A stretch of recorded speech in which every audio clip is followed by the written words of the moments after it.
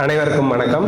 I am Senthilnathan. எல்லாருக்கும் முதல்ல ஒரு வாழ்த்துக்கள் சொல்லிக்கிறேன். ஃபர்ஸ்ட் ஆஃப் ஆல், நம்மளோட வெற்றி எங்கேருந்து ஆரம்பிக்குது? ஒரு டாக்டர் ஆகணும் அல்லது உங்களோட கோல் என்னவா வேணா இருக்கலாம். அந்த வெற்றி எங்கேருந்து ஆரம்பிக்குது அப்படின்னா, அந்த வெற்றியை தேடி நம்ம ஆரம்பிக்கக்கூடிய பயணத்தில் தான் தொடங்குது. இப்போது இங்கே வந்திருக்க எல்லாருமே டாக்டர் ஆகிற பயணத்துக்கான மொதல் ஸ்டெப்பை எடுத்து வச்சிட்டீங்க. ஏன்னா இங்கே வந்த உடனே உங்களுக்கு என்ட்ரன்ஸ் எக்ஸாம் ஒன்று வச்சிருப்பாங்க. எப்போவுமே ஏன் அப்படிங்கிறதுக்கு நமக்கு பதில் தெரிஞ்சா நம்ம சரியான விஷயம்தான் பண்ணுறோமா இல்லை தப்பாக பண்ணுறோமா, நம்ம மனசாட்சிக்கு பிடிச்சிதான் பண்ணுறோமா அப்படிங்கிறதுக்கெல்லாம் நமக்கு விட கிடைக்கும். ஃபர்ஸ்ட் ஆஃப் ஆல், உங்கள் முன்னாடி இங்கே நிற்கிறதுக்கு மொதல் ரீசன் என்னோட ஸ்டூடெண்ட்ஸ். ஏன் கிட்ட டைரக்டா நான் உங்களுக்கு 11th 12th ஸ்கூல்ல அவங்களுக்கு டீச் பண்ணியிருக்கேன். ஸோ என்னோட ஸ்டூடெண்ட்ஸ்ல ஃபர்ஸ்ட் டாக்டர் அனுராக் ஹேமந்த் இருக்காங்க இல்லையா, ஸ்டேஜ்ல இருக்காங்க. அவங்க தான் இந்த இன்ஸ்டிடியூஷன் உருவாகிறதுக்கு அடித்தளமிட்டவர். பிளஸ் அவங்களோட ஃபேமிலி மெம்பர்ஸ் அண்ட் அவங்களோட ஃப்ரெண்ட்ஸ். ஸோ அவங்க ஃப்ரெண்ட்ஸ், அப்புறம் அவரு மோஸ்ட் ஆஃப் த டாக்டர்ஸ், இந்த பேனல் ஆஃப் டாக்டர்ஸ்னு சொல்றாங்கல்ல, அவங்க எல்லாம் மோஸ்ட் ஆஃப் த டாக்டர்ஸ் என் கிட்ட 11th 12th படிச்சவங்க, அல்லது நான் அவங்களுக்கு 11th 12th டீச் பண்ணனேன். எப்படி வேணா நீங்க எடுத்துக்கலாம். ஒரு ஆசிரியருக்கு மிகப்பெரிய சந்தோஷம் என்ன தெரியுங்களா? நம்ம கிட்ட படிச்ச ஸ்டூடெண்ட் நம்ம கண்ணு முன்னாடி ஷைன் பண்றத பாக்குறத தவிர வேற எந்த ஒரு சந்தோஷமும் நமக்கு கிடையாது. அப்போ எனக்கு இது ஒரு சந்தோஷமான தருணம். என்னோட ஸ்டூடெண்ட் ஒரு கோச்சிங் இன்ஸ்டிடியூட் ஆரம்பிச்சு அவங்க ஃபியூச்சர்ல வரப்போற டாக்டர்ஸ்க்கு வழிகாட்டியா இருக்க போறாங்க அப்படின்றது ரொம்ப பெரிய சந்தோஷமான விஷயம். அதனால அனுராக் ஹேமந்த், டாக்டர் அனுராக் ஹேமந்த் எனக்கு கால் பண்ணி இந்த மாதிரி நான் கோச்சிங் சென்டர் ஆரம்பிக்கிறேன் சார், உங்களால வர முடியுமா அப்படின்னு கேட்ட உடனே நான் சொன்னது எஸ். 3 letters word எஸ், அவ்வளவுதான். சோ அதுக்கப்புறம் உங்களுக்கு நீங்க நீட்னா என்ன, நீட் எக்ஸாமுக்கு எப்படி உங்களை நீங்க வழி நடத்திக்கணும் அப்படிங்கறத சொல்றதுக்கு முன்னாடி என்ன கூப்பிட்டதுக்காக ரொம்ப தேங்க்ஸ். யூசுவலா எனக்கு பெரிய ஒரு நெகட்டிவான ஒரு விஷயம், என்கிட்ட எனக்கு பிடிக்காத விஷயம் என்னன்னா, வந்தவங்களை தேங்க்ஸ் பண்றது, இருக்கக்கூடிய பெரியவங்க கிட்ட என்ன கூப்பிட்டதுக்கு அந்த ஒரு ப்ராப்பரான வேலாம் தெரியாது. லோக்கலா பக்கத்து வீட்டுக்காரங்க மாதிரி பேச ஆரம்பிச்சிடுவேன். அது ஒரு ஆனா நம்ம எல்லாருக்கும் தேங்க்ஃபுல்லா இருக்கணும். Gratitude is very important. லைஃப்ல நன்றி உணர்வு அப்படிங்கிறது ரொம்ப ரொம்ப முக்கியம். அதனால இந்த இன்ஸ்டிடியூட்டோட தாளாளர் டாக்டர் அனுராக் ஹேமந்த், அவங்களோட ஃபேமிலி மெம்பர்ஸ், அவங்களோட ஃப்ரெண்ட்ஸ் எல்லாருக்குமே என்னோட நன்றியை முதல்ல தெரிவிச்சுக்கிறேன், என்ன இந்த ப்ரோக்ராமுக்கு கெஸ்டா அழைச்சதுக்காக. அதுக்கடுத்து இப்போ இங்க வந்திருக்கக்கூடிய students, you are the heroes and heroines of the programme. இந்த ப்ரோக்ராமோட கிங்ஸ் அண்ட் குயின்ஸ் யார் அப்படின்னா ஸ்டூடெண்ட்ஸ் தான் அண்ட் அவங்களோட பேரண்ட்ஸ். கொஞ்சம் யோசிச்சு பாருங்க. ஸ்டூடெண்ட்ஸ் கிட்ட ஒரே ஒரு விஷயம் சொல்றேன், உங்க பேரண்ட்ஸுக்கு 1008 விஷயம் இருக்கும் பண்றதுக்கு. இன்னைக்கு எல்லாத்தையும் ஒதுக்கி வச்சுட்டு என்னோட குழந்தைக்காக, என்னோட குழந்தையோட எதிர்காலத்துக்காக இன்னைக்கு நான் அவன் கூட போய் உட்கார்றேன்னு வந்திருக்காங்க. அவங்களுக்கு big thanks and big salute. ஒருவேளை ஒரு சில பேரண்ட்ஸ் வந்திருக்காம இருக்கலாம், உங்களை மட்டும் அனுப்பி இருக்கலாம், அவங்களை நான் தப்பு சொல்ல மாட்டேன். அவங்களுக்கும் big salute. They are working somewhere, ஏதோ ஒரு ஒர்க் உங்க ஃபியூச்சருக்காக பண்ணிட்டு இருக்காங்க. பேரண்ட்ஸ் ஒர்க் பண்ணிட்டு இருக்காங்கன்னா யாருக்காக ஒர்க் பண்றாங்க? அவங்க ரத்தத்தை வேர்வையா யாருக்காக சிந்துறாங்க? உங்களோட எதிர்காலத்துக்காக தான், தங்களோட குழந்தைகளுக்காக தான். சோ இங்க வந்திருக்க பேரண்ட்ஸுக்கும் என்னோட நன்றிகள். வராத பேரண்ட்ஸும், இங்க இருக்கக்கூடிய ஸ்டூடெண்ட்ஸ் அவங்களோட குழந்தைகளுக்காக எங்கேயோ ஒர்க் பண்ணிட்டு தான் இருக்காங்க, அவங்களுக்கும் நன்றிகள். ஓகே, இப்போ ஃபர்ஸ்ட் ஆஃப் ஆல் நீட் எக்ஸாம்னா என்ன அப்படின்னு பார்ப்போம். நீட் அப்படிங்கிறது ஃபுல் ஃபார்ம் தெரியும் இல்லையா? National eligibility come entrance test. 2-in-1 exam. இது 2 எக்ஸாம் ஒரே பேப்பர்ல எழுதி கொடுக்க போறீங்க. என்ன 2 எக்ஸாம்? ஃபர்ஸ்ட் ஆஃப் ஆல், நீங்க MBBS, BDS, ஆயுஷ் இதெல்லாம் படிக்கிறதுக்கு எலிஜிபிளான்னு செக் பண்றாங்க, eligibility test. Second, entrance test. என்ட்ரன்ஸ்னா ஒரு காலேஜ்ல MBBS படிக்கிறதுக்கு தேவையான அளவுக்கு நீங்க மார்க் அந்த எக்ஸாம்ல எடுக்கணும். So eligibility come entrance 2 test ஒண்ணா வைக்கிறாங்க. நேஷனல் லெவல்ல எலிஜிபிலிட்டி கம் என்ட்ரன்ஸ் டெஸ்ட், அதான் நீட். நீட்டை பொறுத்த வரைக்கும் ஃபர்ஸ்ட் ஆஃப் ஆல், நீங்க இங்க இந்த சென்டருக்கு வரீங்கல்ல, இன்னைக்கு வந்திருப்பீங்கல்ல, ஃபர்ஸ்ட் டைம் வந்திருப்பீங்க. எப்படி வந்தீங்க? பஸ்ல வந்திருக்கலாம், கார்ல வந்திருக்கலாம், பைக்ல வந்திருக்கலாம். டைரக்ஷன் எப்படி காமிச்சாங்க? கூகுள் மேப் போட்டு வந்திருக்கலாம். இவங்க அந்த உங்ககிட்ட ஷேர் பண்ணிருப்பாங்க, இந்த பில்டிங், இந்த காம்ப்ளெக்ஸ், இத்தனாவது தெரு, இத்தனாவது சந்து, இங்க லெஃப்ட்ல கட் பண்ணீங்கன்னா 200 மீட்டர்ஸ்ல இந்த பில்டிங்ல இத்தனாவது ஃப்ளோர்ல இருக்கும். வழி பார்த்து தான் வந்திருப்போம் ஃபர்ஸ்ட் டைம் வரும்போது. அது போல நம்ம எழுத போற நீட் எக்ஸாமுக்கு சரியான வழி எங்க கொடுத்திருப்பாங்க அப்படின்னா சிலபஸ்ல தான். நான் டெல்லிக்கு போகணும், ஸ்ரீலங்கா போற பாதையில போயிட்டு இருந்தேன்னு வச்சுக்கோங்க, ஆப்போசிட் டைரக்ஷன்ல போறேன்னு அர்த்தம். சோ ஃபர்ஸ்ட் ஆஃப் ஆல், நீட்ல சக்சஸ் ஆகிறதுக்கு you should understand the syllabus first. Syllabus அப்படிங்கிறது ஒண்ணும் கிடையாது, NCERT ன்னு சொல்லுவாங்க. அந்த NCERT கரிக்குலம் CBSE இருக்கு இல்லைங்களா, அதுல இருக்கக்கூடிய 11th and 12th physics, chemistry, biology, இதுதான் சிலபஸ். இதுல பிசிக்ஸ்ல இருந்து 45 கொஸ்டின்ஸ் கேட்பாங்க. கேட்பாங்க. கெமிஸ்ட்ரியில இருந்து 45 கொஸ்டின்ஸ் கேட்பாங்க. பயாலஜி வந்து it includes 2 subject, botany plus zoology, ரெண்டா பிரிச்சு இருக்காது. பயாலஜின்னு சொல்லி 90 கொஸ்டின் இருக்கும். அந்த 90 கொஸ்டின், சோ 90 பிளஸ் 45 பிளஸ் 45 டோட்டலா எத்தனை கொஸ்டின்ஸ் வருதுங்க? 180 கொஸ்டின்ஸ். இந்த 180 கொஸ்டின்ஸ்க்கு ஆன்சர் பண்ண எவ்வளவு டைம் டியூரேஷன் கொடுப்பாங்க அப்படின்னா 180 மினிட்ஸ். 180 questions in 180 minutes. 180 கேள்விகளுக்கு ஆன்சர் பண்ண உங்களுக்கு எத்தனை நிமிடங்கள் கொடுக்கப்படுது? 180 நிமிடங்கள். அப்படின்னா ஒரு கொஸ்டினுக்கு 1 நிமிஷம் தான் ஸ்ட்ரிக்டா அப்படின்னு அர்த்தம் இல்ல. ஒரு கொஸ்டினுக்கு 2 நிமிஷம் ஆகலாம், ஒரு கொஸ்டினுக்கு 10 செகண்ட்ல கூட நீங்க ஆன்சர் கண்டுபிடிச்சிடலாம். இப்ப இன்னொரு கேள்வி என்னோட ஸ்டூடெண்ட்ஸ் கிட்ட நான் கேட்பேன், நீட் பென் அண்ட் பேப்பர் மெத்தட்ல நடக்குதா, computer based test click click click பண்ணிட்டு போவாங்க அந்த மெத்தட்ல நடக்குதா? தெரியுமா யாருக்காவது? Any idea? Pen and paper மெத்தட்னா அந்த பேப்பர் கொடுத்துருவாங்க, அந்த பபிள்ஸை ஷேட் பண்ணணும், அந்த மெத்தட்ல நடக்குதா? ஆன்லைன்ல கிளிக் கிளிக் பண்ற மெத்தட்ல நடக்குதா? சொல்லுங்க யாராவது ஆன்சர். கிரீன் ஷர்ட் எப்படிப்பா நடக்குது சொல்லுங்க. பென் அண்ட் பேப்பர், ரெண்டு ஆப்ஷன் தான். பென் அண்ட் பேப்பர் மெத்தடா, கம்ப்யூட்டர் பேஸ்ட் டெஸ்டா? Pen and paper method. Very good, sit down பா, கை தட்டுங்க. Okay. So pen and paper மெத்தட்ல தான் ஸ்கூல்ல பாடம் நடத்துற மாதிரி ஆயிடுச்சு. ஓகே, பென் அண்ட் பேப்பர் மெத்தட்ல நடக்குது. ஏன் நான் இதை சொல்றேன் அப்படின்னா, ஒரு விஷயம் நம்ம நல்லா புரிஞ்சுக்கணும், particularly students. 180 questions, 180 minutes, 20 minutes ஷேடிங்கே போயிடும். நீங்க ஒவ்வொரு பபிளையும் ஷேட் பண்றீங்கல்ல, ஒரு கொஸ்டின் பாக்குறீங்க, அந்த கொஸ்டினுக்கு ஆன்சர் கண்டுபிடிச்சிட்டீங்க, 4 ஆப்ஷன்ல என்ன ஆன்சர்னு கண்டுபிடிச்சிட்டீங்க, எல்லாமே மல்டிபிள் சாய்ஸ் கொஸ்டின் தான். ஒரு கொஸ்டினுக்கு 4 ஆப்ஷன் கொடுத்திருப்பாங்க, 4 ஆப்ஷன்ல ஒன்னு ஆன்சர். அதை கண்டுபிடிச்சிட்டு அந்த பேப்பர்ல first option, second option, third option, fourth option, ஒரு கொஸ்டினுக்கு 4 பபிள்ஸ் கொடுத்திருப்பாங்க. அதுல போய் நீங்க என்ன பண்ணணும்? ஷேட் பண்ணணும். பென்ல blue ball point pen or black ball point pen shade பண்ணணும். ஷேட் பண்றதுக்கு few seconds ஆகும். அப்ப 180 கொஸ்டினுக்கும் நீங்க ஆன்சர் கண்டுபிடிச்சு ஷேட் பண்றதுக்கே கிட்டத்தட்ட 15 மினிட்ஸ்ல இருந்து 20 மினிட்ஸ் போயிடும். அப்ப டெக்னிக்கலி ஒரு ஸ்கேம் நடக்குது. நமக்கு 180 கேள்விக்கு 180 நிமிஷம் கொடுக்கறதுக்கு பதிலா கிட்டத்தட்ட 140 நிமிஷம் தான் கொடுக்குறாங்க. சரி, ஓகே, அது இருந்துட்டு போகுது ஒரு சைடு. நெக்ஸ்ட் 140 நிமிஷமாவது கிடைச்சிருமா?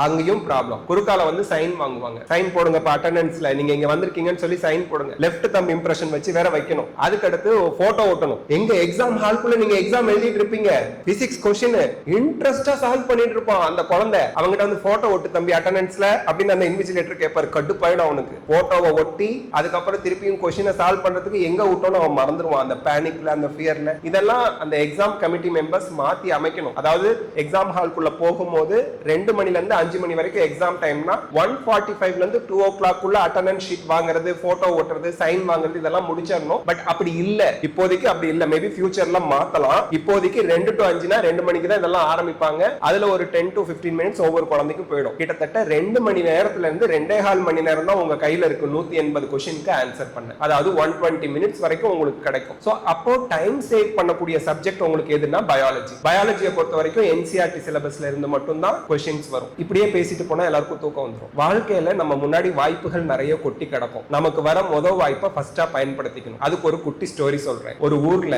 ஒரு பையன் இருந்தான். அவன் ஒரு பொண்ணை லவ் பண்ணான். நல்ல விஷயம் தான். அவங்க அப்பா கிட்ட போய் நியாயமா உங்க பொண்ணை நான் லவ் பண்றேன், எனக்கு கல்யாணம் பண்ணி கொடுங்க அப்படின்னு கேட்டான். உடனே அவங்க அப்பா சொன்னாரு, உனக்கு என் பொண்ணை கல்யாணம் பண்ணி கொடுக்கறதுல பிரச்சனை இல்லை, பட் நான் வைக்கிற போட்டியில நீ ஜெயிக்கணும் அப்படின்ட்டு. என்ன போட்டி? காலமாட்ட அடக்கணும். இதுக்கு 2 ரூல்ஸ். ரூல் நம்பர் 1, உனக்கு 3 வாய்ப்புகள் நான் தருவேன். அதாவது 3 மாடு வரும், ஏதாவது ஒரு மாட்டை அடக்கினா போதும். Rule number 1. ரூல் நம்பர் 2, நீ மாட்டோட கொம்பை டச் பண்ணக்கூடாது, மாட்டோட உடம்ப டச் பண்ணக்கூடாது, மாட்டோட காலை டச் பண்ணக்கூடாது, அதோட வாழை மட்டும் பிடிச்சி அடக்கணும். புரியுதாப்பா? 2 ரூல்ஸ். ரூல் நம்பர் 1, உனக்கு 3 சாய்ஸஸ், 3 வாய்ப்புகள் கொடுக்கப்படும். ரூல் நம்பர் 2, மாட்டோட வாழை மட்டும் தான் பிடிச்சி நீ அடக்கணும். ஓகேன்ட்டான். எனக்கு காதல் தான் முக்கியம், மாட்டை அடக்குறேன் அப்படின்னு களத்துல குதிச்சுட்டான். முதல்ல ஒரு மாடு வருது, பயங்கரமா இருக்கு, ஸ்ட்ராங்கா இருக்கு. பயந்துட்டான். மாடு அடக்கலாமா வேணாமான்னு முடிவு பண்றதுக்குள்ள அது போயிடுச்சு வேகமா.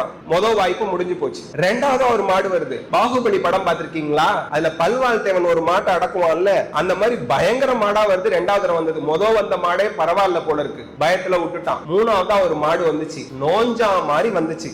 இந்த மாட்டை ஈஸியா அடக்கிடலாம், சந்தோஷம் ஆயிடுச்சு அவனுக்கு. களத்துல குதிச்சுட்டா அந்த மாட்டை அடக்கிறதுக்கு ரெடியா இருக்கான். அந்த நோஞ்சா மாதிரி நோய்வாய்ப்பட்ட மாடு அவனை கிராஸ் பண்ணி போயிடுச்சு. அவனால அடக்க முடியல. காரணம் என்னன்னா, அந்த மாட்டுக்கு வாளே இல்லை. அப்ப அந்த பொண்ணோட அப்பா அவங்கிட்ட வந்து சொன்னாரு, ஏன்பா நீ பெட்டரான சான்ஸுக்காக வெயிட் பண்ணிட்டு இருந்தீங்கன்னா வாழ்க்கையில மேபி உங்களுக்கு பெட்டரான சான்ஸ் அமையலாம், ஆனா அதை பயன்படுத்துற நிலைமையில நீ இருப்பியாங்கிறது கேள்விக்குறி. அது போல எப்பவுமே நம்ம லைஃப்ல முதல்ல வர வாய்ப்பை என்னங்க பண்ணிடணும், பயன்படுத்திக்கணும். சோ அது பாத்துக்குங்க.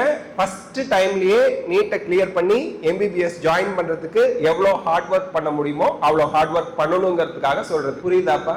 அடுத்துப்பா, இப்போ நீட் எக்ஸாமுக்கு 180 क्वेश्चंस இருக்கு, 180 மினிட்ஸ். கரெக்டா ஒரு क्वेश्चनக்கு ஆன்சர் பண்ணிட்டீங்கன்னு வெச்சுக்கங்களேன், எத்தனை மார்க்குங்க? Very good, 4 marks. ஒரு क्वेश्चनக்கு எத்தனை மார்க்குப்பா?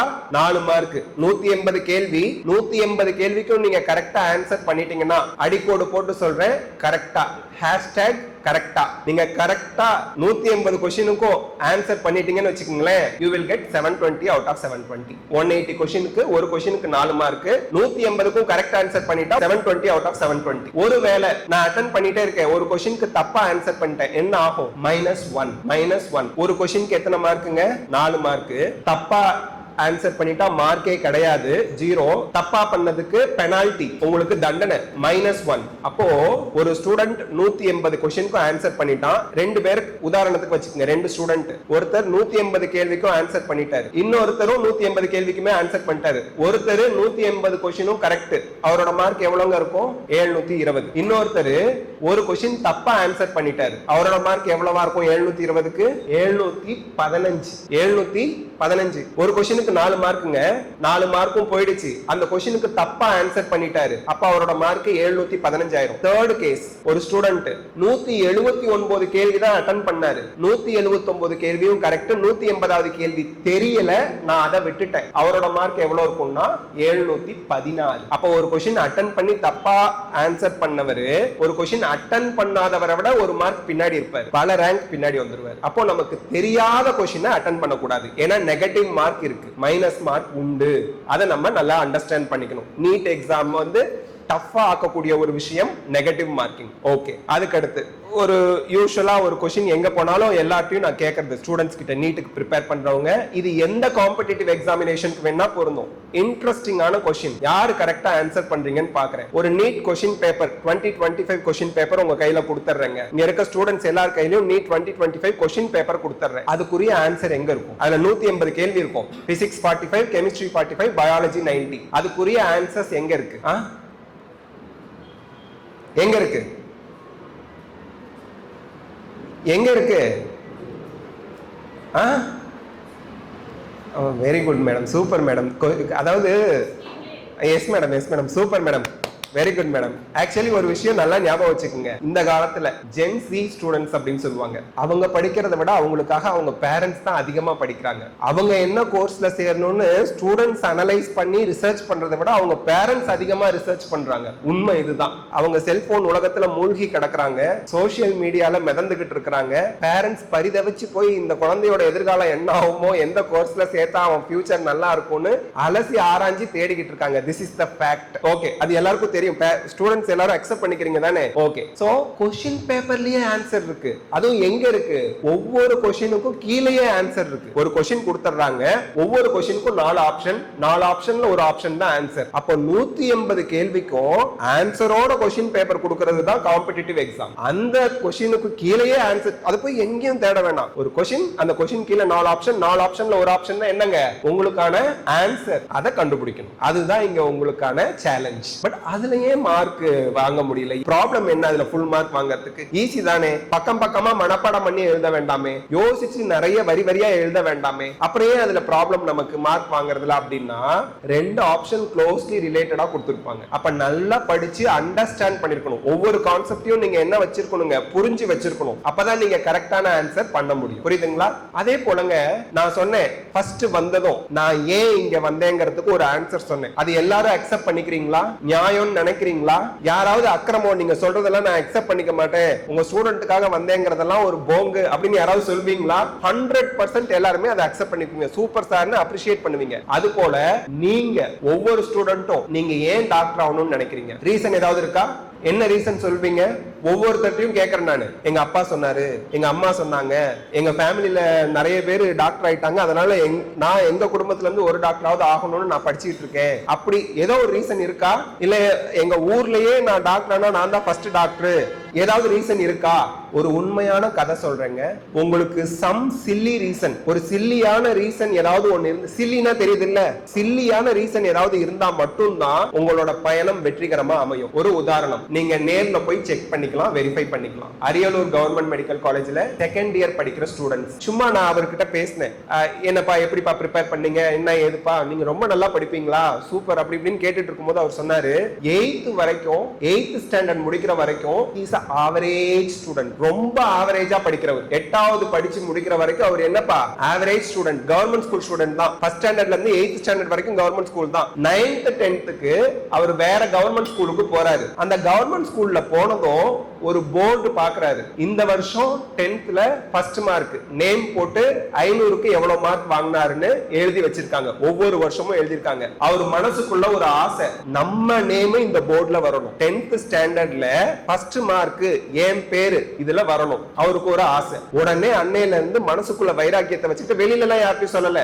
நான் அந்த போர்டுல பேர் வர வச்சு காமிக்கிறேன்னு சவால்லாம் விடல, மனசுக்குள்ள அவரே வச்சுக்கிட்டார். ஒரு உத்வேகமா நம்ம நேம அந்த போர்டுல வர வைக்கணும். ஒரு சில்லி ரீசன் தான் பாருங்க, போர்டுல பேர் வரணும், வேற ஒண்ணும் இல்ல, அவருக்கு அந்த போர்டுல என் நேம் வரணும். உட்கார்ந்து படிக்கிறாரு, 9th முடிக்கிறாரு, 10th முடிக்கிறாரு, 10thல ஸ்கூல் ஃபர்ஸ்ட் வந்துட்டாரு, போர்டுல நேம் வந்துருச்சு. இப்போ ஒரு தடவை ஒரு உயரத்தை அடைஞ்சிட்டோம்னு வச்சுக்கோங்க, அதை மெயின்டைன் பண்ணணும், இல்லனா பிரஸ்டீஜ் இஷ்யூ ஆயிடும். அவருக்கு இப்போ ஒரு பிரஸ்டீஜ் இஷ்யூ, அந்த சில்லி ரீசன் இப்ப பிரஸ்டீஜ் இஷ்யூ ஆயிடுச்சு. 12thலயும் நம்ம நேம் வரணும், 12th ஸ்டாண்டர்ட்லயும் 10thல மார்க் வாங்கியாச்சு, 12thல மார்க் வாங்கலன்னா சிரிச்சிடாது பொழப்பு. 10thல மார்க் வாங்கினா 12thல விட்டுட்டாலும் கேவலமா பேசிடுவாங்க. பேசுறதுக்கு ஆளா இல்ல, நம்மளை சுத்தி நிறைய பேர் பக்கத்திலே இருப்பாங்க. அப்ப அவன் விடாம படிக்கிறான், 12thலயும் அவன் நேம் அங்க வந்துருச்சு. இப்ப அவனுக்கு படிக்கிறது லாங் டியூரேஷன் உட்கார்ந்து படிக்கிறது ஒரு ஹேபிட் ஆயிடுச்சு. அடுத்து எம்பிபிஎஸ்க்கு உட்கார்ந்து படிக்கிறான், மெரிட்ல சீட் வாங்கி அரியலூர் கவர்மெண்ட் மெடிக்கல் காலேஜ்ல செகண்ட் இயர் படிச்சிட்டு இருக்கான். ஒன் சில்லி ரீசன் ஒரு ஆவரேஜ் ஸ்டூடெண்ட டாப்பரா மாத்தி இருக்கு. உங்களுக்கு புரியுதுங்களா? இந்த விஷயத்துல இருந்து என்ன எடுத்துக்கணும்னு உங்களுக்கு புரியுதா இல்லீங்களா? ஒரு ஆவரேஜ் ஸ்டூடெண்ட் பா, ரொம்ப ஆவரேஜ் ஸ்டூடெண்ட், மார்க் ரொம்ப கம்மியா வாங்குறவரு 8th வரைக்கும், 10thலயும் 12thலயும் ஃபர்ஸ்ட் மார்க் ஸ்கூல் ஃபர்ஸ்ட் வந்ததுக்கு காரணம் அந்த போர்டுல நேம் வரணும்ங்கிற ஒரு சில்லி ரீசன். இன்னைக்கு அவரு டாக்டரா மெரிட் அரியலூர் கவர்மெண்ட் மெடிக்கல் காலேஜ்ல செகண்ட் இயர் படிச்சிட்டு இருக்காரு. அதுக்கு அடுத்து ஒரு இம்பார்ட்டன்டான விஷயம் பா, தமிழ் மீடியம், இங்கிலீஷ் மீடியம். இப்பதான் தமிழ்ல எல்லாம் நோட்ஸ், கொஸ்டின் பேப்பர், பேங்க் இதெல்லாம் அவைலபிளா இருக்கு. 2018ல நான் ஒரு இன்ஸ்டிடியூட்ல நீட் கோச்சா ஒர்க் பண்ணேன். அங்க கமலி அப்படின்னு ஒரு ஸ்டூடெண்ட் என்கிட்ட படிச்சாங்க. மொத்தம் படிச்சதே 13 பேர் தான். அந்த இன்ஸ்டிடியூட்ல படிச்சதே எவ்வளவு பேர்ப்பா? 13 பேர். அதுல கமலி அப்படிங்கிற ஒரு பொண்ணு, நீங்க நம்ப மாட்டீங்க, அந்த பொண்ணு போட்டிருக்க ட்ரெஸ் வந்து நைலான்ல இருக்கும், சீப்பா கிடைக்கக்கூடிய கிளாத், அது கிழிஞ்சிருக்கும். அதை டெய்லர் கிட்ட 5 ரூபாய் 10 ரூபாய் கொடுத்து தைக்க அவங்க கிட்ட காசு கிடையாது. நூல், ஊசி நூல் போட்டு நம்மளே தைச்சா டிஃபரன்ஸ் தெரியும். டெய்லர்ட்ட கொடுத்து தைக்கிறதுக்கும் நம்ம ஊசி நூல் போட்டு தைக்கிறதுக்கும் டிஃபரன்ஸ் தெரியும். ஊசி நூல் போட்டு தச்சு வந்திருப்பாங்க. தமிழ் மீடியம் ஸ்டூடெண்ட், இங்கிலீஷ்ல தான் பாடம் நடத்திட்டு இருப்போம். 7.5% ரிசர்வேஷன் 2018ல எல்லாம் கிடையாது, 2021ல இருந்து தான் வந்துச்சு. அப்போ அவங்க நீட்டுக்கு படிக்கிறாங்க. கூட இருக்க ஸ்டூடெண்ட்ஸ் கிட்ட தமிழ்ல எனக்கு சொல்லி கொடு, இங்கிலீஷ்ல தான் கிளாஸ் நடக்கும், புக் இங்கிலீஷ்ல தான் இருக்கும், தமிழ்ல எனக்கு மொழியாக்கம் பண்ணி கொடு, அப்படியே டிரான்ஸ்லேட் பண்ணி சொல்லும்பாங்க. கூட இருக்கக்கூடிய ஸ்டூடெண்ட்ஸ் ஒரு நாள் சொல்லுவாங்க, எனக்கே படிக்க டைம் இல்ல அப்படிம்பாங்க. அப்ப இந்த அளவுக்கு டெக்னாலஜி, செல்போன், ட்ரெஸ்ஸே கிழிஞ்சு போன ட்ரெஸ் போட்டிருக்க பாப்பா கிட்ட எப்படி ஸ்மார்ட் போன் இருக்கும்? அதெல்லாம் கிடையாது. கஷ்டப்பட்டு டிக்ஷனரியோடயே தான் அந்த பொண்ணு சுத்திட்டு இருக்கும். முடிஞ்ச அளவுக்கு அவங்க ஃப்ரெண்ட்ஸ் கிட்ட இருந்து ஹெல்ப் கேட்டு படிச்சு 2018ல தூத்துக்குடி கவர்மெண்ட் மெடிக்கல் காலேஜ்ல மெரிட்ல எம்பிபிஎஸ் போய் ஜாயின் பண்ணாங்க. உங்களுக்கு படிப்பு மட்டும் கரெக்டா படிச்சிட்டீங்கன்னு வச்சுக்கோங்களேன், நீங்க கேட்காமயே உங்களுக்கு பண உதவி தேடி வரும். அந்த பாப்பா சாப்பாட்டுக்கே வழி இல்லாத ஃபேமிலில இருந்து வரவங்க எம்பிபிஎஸ் ஜாயின் பண்ணிட்டாங்க. அப்ப 7.5% ரிசர்வேஷன் கிடையாது. Monthly hostel fees, mess fees கட்டணும். காலேஜ் ஃபீஸ் கட்ட கூட காசு கிடையாது. 2 நிறுவனங்கள் அவங்களுக்கு வந்து முழுசா ஸ்பான்சர் பண்ண ரெடியா முன்ன வந்தாங்க. அந்த ட்ரஸ்ட் வச்சு நடத்துவாங்கல்ல, அவங்க 2 பேருக்கும் அவங்க வேண்டாங்க. ஏன்? எங்க ஊர்ல இருக்கக்கூடிய கவுன்சிலர் எனக்கு ஃபுல்லா ஸ்பான்சர் பண்றேன்னு சொல்லிட்டாரு. என்ன மாதிரி கஷ்டப்படுற இன்னொரு குழந்தைக்கு நீங்க ஸ்பான்சர் பண்ணுங்க. அதுதான் படிப்போட மகத்துவம். நல்லா படிச்சிட்டீங்கன்னா உங்களுக்கு தேவையான விஷயங்கள் செஞ்சு கொடுக்க போட்டி போட்டுக்கிட்டு கியூல வந்து ஆள் நிப்பாங்க. நீங்க பண்ண வேண்டிய ஒரே விஷயம் என்ன கண்ணு? படிக்கணும். அவ்வளவுதான். இங்க வசதி வாய்ப்புகள் இதெல்லாம் எதுவுமே தேவையில்லை. படிச்சிட்டீங்கன்னா மட்டும் போதும். எல்லா விதமான சகல வசதிகளும் உங்களை தேடி வரும். ரொம்ப புவரா இருப்பாங்க, கஷ்டப்பட்டு படிச்சு கலெக்டர் ஆயிருவாங்க. கவர்மெண்டே குவார்டர்ஸ் கொடுத்துரும், ஏக்கர் கணக்குல. கவர்மெண்டே வேலையாட்களை அனுப்பி வச்சிரும். கவர்மெண்டே எல்லா வசதியும் பண்ணி கொடுத்துரும். இதுக்கு மேல என்ன வேணும்? அதனால படிச்சா மட்டும் போதும். உங்களுக்கு தேவையான வசதிகள் எல்லாமே ஆட்டோமேட்டிக்கா உங்களை தேடி வரும். ஆனா படிக்கிறது தான் நமக்கு சிரமமா இருக்கு. படிக்கிறதுல என்ன பிரச்சனை கண்ணு? படிக்கிறதுல என்ன பிரச்சனை? டெய்லி உட்காந்து ஒரு 2 மணி நேரம் படிக்கணும். அதுல என்ன ப்ராப்ளம்? சரி, அது ஒரு சைடு இருக்கட்டும். படிக்கிறதுலயே கஷ்டமான விஷயம் எது? படிச்சுடுவாங்கப்பா, நல்லா படிச்சிருவாங்க. நிறைய ஸ்டூடெண்ட் என்கிட்ட சொல்றது என்ன தெரியுமா? சார், நான் எல்லாமே படிச்சுட்டேன், நல்லா படிச்சுட்டேன், ஆனா மார்க் வர மாட்டேங்குது. படிக்கிறத விட கஷ்டமான விஷயம் என்ன தெரியுமா? ரிவிஷன். படிச்சதை திருப்பியும் படிக்கிறது. நம்ம மனசுக்குள்ள என்ன தெரியுமா தோணும்? நான் அதான் படிச்சுட்டேனே, அதையே நான் ரிவைஸ் பண்ணணும். ரிவிஷன் பண்றது எந்த அளவுக்கு முக்கியம் நான் சொல்லட்டுங்களா? இன்னைக்கு நீங்க இந்த இன்ஸ்டிடியூட்டுக்கு வரத்துக்கு கேட்டு கேட்டு வழியை பார்த்து பார்த்து மேப்பை பார்த்து பார்த்து வந்திருப்பீங்க. நாளைக்கு இந்த இன்ஸ்டிடியூட்டுக்கே வரணும்னு வச்சுக்கோங்களேன், ஒரு குறிப்பிட்ட இடம் வரைக்கும் வழி கேட்பீங்க. இந்த கொஞ்சம் பக்கத்துல வந்ததும் அடையாளம் வச்சிருப்பீங்க, அதை பார்த்து வந்துருவீங்க. 3வது தடவை 4வது தடவை 5வது தடவை 10வது தடவை வரும்போது எதுவும் யார்ட்டையும் கேட்க வேண்டாம், வழியை கூட பார்க்க வேண்டாம். மனசுல அப்படியே பதிஞ்சு போயிருக்கும். கரெக்டா அந்த இடத்துல வருவீங்க, ஆட்டோமேட்டிக்கா பார்க்காமயே கட் பண்ணுவீங்க. இந்த இடத்துக்கு ஆட்டோமேட்டிக்கா வந்து ரீச் பண்ணிருவீங்க. ஃபீல் பண்ணிருக்கீங்களா? எங்கேயாவது ஃபர்ஸ்ட் ஒரு இடத்துக்கு போகும்போதுப்பா நமக்கு வழி தெரியாம போயிட்டு இருப்போம், கேட்டு கேட்டு. செகண்ட் டைம் போகும்போது ஈஸியா போயிடுவோம். Third time, fourth time, fifth time எல்லாம் போற வழியவே கவனிக்க மாட்டோம். ஆட்டோமேட்டிக்கா நமக்கு அந்த வழி மனசுல பதிஞ்சிடும், கரெக்டான இடத்துக்கு போயிருவோம். அதோதான் ரிவிஷன். ஃபர்ஸ்ட் டைம் ஒரு விஷயத்தை படிக்கிறீங்க, ரொம்ப கஷ்டப்பட்டு மனப்பாடம் பண்ணி அண்டர்ஸ்டாண்ட் பண்ணி வச்சிருப்போம். 2வது தடவை அதை படிச்சே ஆகணும். அப்பதான் அது ரிட்டென்ஷன் ஆகும், லாங் டர்ம் மெமரியில போய் ஸ்டோர் ஆகும். 3வது தடவை திருப்பி படிக்கணும். அப்பதான் டிஃபிகல்ட்டான क्वेश्चंसக்கும் நீங்க ஆன்சர் பண்ற அளவுக்கு அந்த கான்செப்ட்ல நீங்க பெரிய ஆளா இருப்பீங்க. 4th டைம் 5th டைம் நீங்க எத்தனை தடவை ரிவிஷன் பண்றீங்களோ அவ்வளவுக்கு அவ்வளவு எக்ஸாம்ல அந்த பர்టిక్యులர் கான்செப்ட்ல இருந்து கேக்குற क्वेश्चनக்கு குயிக்கா ஆன்சர் கண்டுபிடிச்சிடலாம். டைம் சேவ் பண்ணலாம். நீட்ல அதான் பண்றான். 180 மினிட்ஸ் 180 क्वेश्चंस. எவ்வளவுக்கு எவ்வளவு நீங்க அந்த क्वेश्चंसக்கு குயிக்கா ஆன்சர் கண்டுபிடிக்கிறீங்க, கரெக்ட்டா. அக்யூரசின்னு சொல்வாங்க. அக்யூரசினா என்னன்னா குறைவான டைம்ல கரெக்ட்டான ஆன்சரை கண்டுபிடிக்கிறது தான் அக்யூரசி. அந்த அக்யூரசியை அவன் செக் பண்ணுவான்.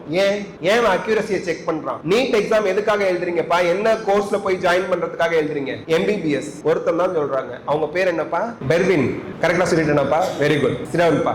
சோ நீட் எதுக்காக எழுதுறீங்க? எம்பிபிஎஸ் அப்படிங்கிற கோர்ஸ்ல ஜாயின் பண்றதுக்காக. எம்பிபிஎஸ் எதுக்குப்பா படிக்கிறீங்க?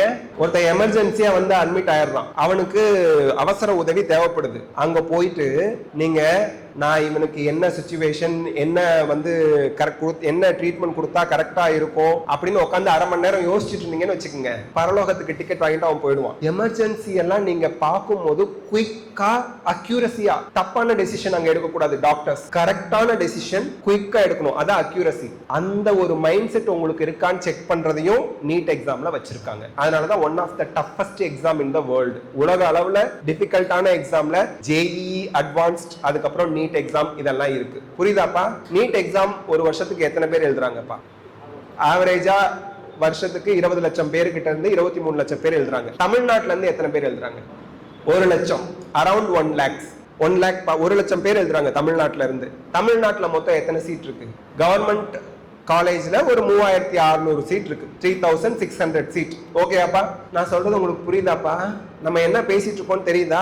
தமிழ்நாட்டுல மொத்த கவர்மெண்ட் மெடிக்கல் காலேஜஸ் எத்தனை? 36. மொத்த கவர்மெண்ட் மெடிக்கல் காலேஜஸ் எத்தனைப்பா? 36. அது இல்லாம ஒரு semi government medical college ESI KK Nagar Chennai இருக்கு. அங்க ஒரு 100 சீட் இருக்கு. இஎஸ்ஐ 150 சீட் இருக்கு. இஎஸ்ஐ கேகே நகர் சென்னை 37ன்னு வச்சுக்குவாங்க. வருஷத்துக்கு 1 lakh ஃபீஸ். ஓகே, பரவாயில்ல. மொத்தமா 3600 சீட்டுக்கு மேல இருக்கு. எக்ஸாம் எழுதுறது எத்தனை பேரு? 1 லட்சம் பேரு. இதை பார்த்து நம்ம பயப்படணுமா? எத்தனை பேர் எக்ஸாம் எழுதுறாங்கிறத விட்டுருங்க. எத்தனை பேர் எக்ஸாம் எழுதுறாங்க? 1 லட்சம் பேரை விட்டுடுங்க. உங்களுக்கு எத்தனை சீட்டு வேணும்? உங்களுக்கு எத்தனை சீட்டுப்பா வேணும்? எம்பிபிஎஸ் சீட்டு 1 சீட்டு. ஒருத்தருக்கு எத்தனை சீட் வேணும்? 1 சீட். மொத்தம் எத்தனை சீட் இருக்கு? 3600க்கும் மேல.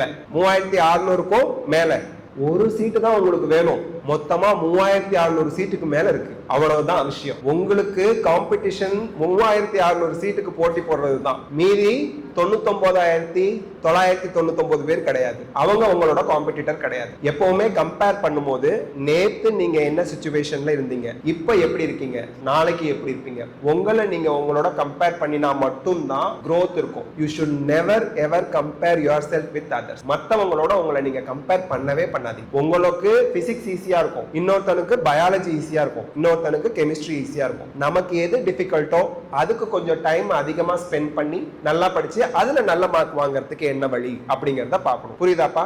அதே போல உழைப்பின்றி ஊதியம் கிடையவே கிடையாது. ஒரு விஷயத்தை நம்புவீங்களா, இங்க இருக்க நிறைய பேரை பார்க்கும்போது கொஞ்சம் இன்ட்ரோவர்ட்னா சபை கூச்சம்னு சொல்லுவாங்க, முன்னாடி நின்று பேசுறதுக்கு பயப்படுறவங்க அப்படிங்கிற மாதிரி தெரியுது. ஏங்க நான் எப்படி திரும்ப நடப்பேன், இப்படி நடப்பேன், இவ்வளவுதான். இப்ப எப்படி நிக்கிறேன் பாத்தீங்களா, ஷோல்டர்லாம் நிமித்திக்கிட்டு தலை நிமிர்ந்து உங்க முன்னாடி பேசிட்டு இருக்கேன். எப்படி சேஞ்ச் ஆனேன்?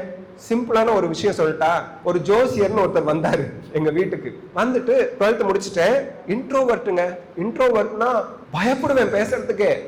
ஐயோ 4 பேர் இருக்கிறாங்களா, இப்படி பொம்பளை பிள்ளைங்க கூட தோத்து போயிருவாங்க என்னோட அடக்கத்துக்கு முன்னாடி. அவ்வளவு அடக்க ஒடுக்கமான ஆம்பளை நானு.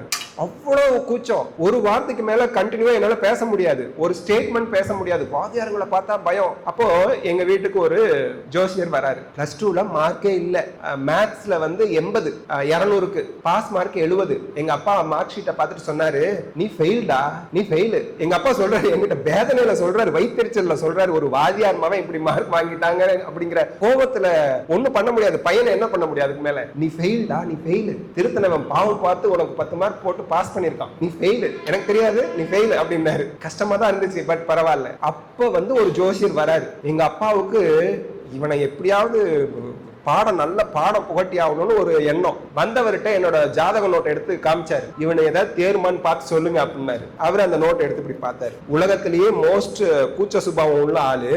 அவர் முன்னாடி போய் தலை குனிஞ்சு இப்படி நிக்கிறேன். நிக்கும் போதே பார்க்கும் போதே ஒருத்தருக்கு தெரிஞ்சிடும் இவன் வந்து இன்ட்ரோவர்ட் அப்படின்னு. அவர் ஜாதகத்தை பார்த்துட்டு என்கிட்ட சொல்றாருங்க, இவனுக்கு தலைமை பண்பு ஜாஸ்தி. ஒரு குரூப் ஆஃப் பீப்புள் இருக்கிற இடத்துல தலைமை ஏத்து போகணும் அப்படின்னு நினைப்பான். அவன் ஹெட் மாதிரி வருவான். தலைமை ஏத்து போகக்கூடிய அந்த ஒரு அறிகுறி இவனோட ஜாதகத்துல இருக்குன்னது எங்க அப்பாவுக்கு சிரிப்பு தாங்கல. அவ்வளவு நாள் சோகத்துல இருக்கிறாரு. ரிசல்ட் போச்சு, இவனை என்ன கரையேற்றுறதுன்னு தெரியாம விழுந்து விழுந்து சிரிக்கிறாரு. அப்போ சொன்னாரு, ஜாதகத்துல எனக்கு நம்பிக்கை இனிமே இல்லை, இந்த செகண்ட் நான் சொல்றேன், இனிமே நான் ஜாதகத்தையோ ஜோசியரையோ நம்ப மாட்டேன் அப்படின்ட்டாரு. அதுக்கு அடுத்து காலேஜ் போய் ஜாயின் பண்ணிட்டேன், bishop fever college, still இன்ட்ரோவர். College போய் ஜாயின் பண்ணதும் ஒரு 1 வீக் போகுது. கிளாஸ் டீச்சர் வராரு, சாமுவேல் கிறிஸ்டோபர் சார்னு.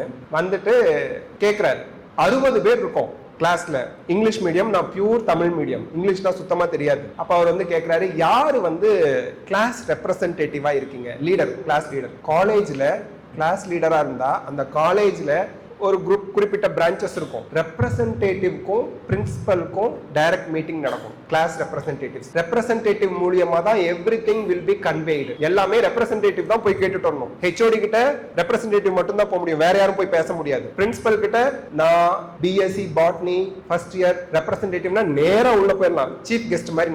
நான் சுத்தி பாக்குறேன், யாரும் எந்திரிச்சு யாராவது ரெப்ரசன்டேட்டிவா இருக்கீங்களான்னு எங்க கிளாஸ் டீச்சர் கேட்கிறாரு. சுத்தி பாக்குறேன், தி மோஸ்ட் இன்ட்ரோவர்ட் பர்சன் நான். என்ன தோணுச்சுன்னு தெரியலங்க, அந்த பிரெயினுக்குள்ள அந்த மனுஷன் சொன்னார் இல்லையா இவனுக்கு தலைமை பண்பு இருக்குன்னு, அது ஜஸ்ட் அந்த செகண்ட் எனக்கு ஏதோ அஸ்ரீதி மாதிரி சொல்லுவாங்கல்ல, அவர் சொன்னது திருப்பி கேட்டுச்சு. டக்குன்னு எழுந்திரிச்சு நின்னேன்.